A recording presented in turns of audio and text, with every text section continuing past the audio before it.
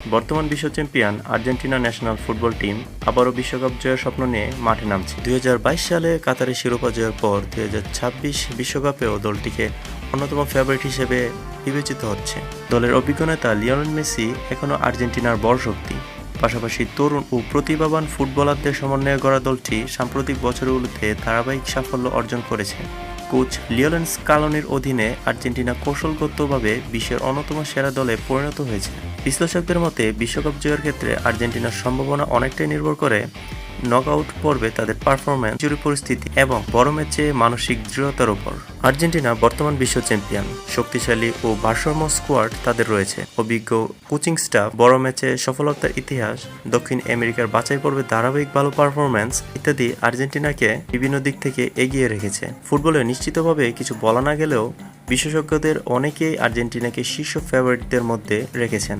বাস্তবসম্মতভাবে বলা যায় আর্জেন্টিনার বিশ্বকাপ জয়ের সম্ভাবনা উচ্চ, তবে তাদের সামনে শক্ত প্রতিদ্বন্দ্বী হিসেবে থাকবে Brazil, France, Spain, England, Portugal.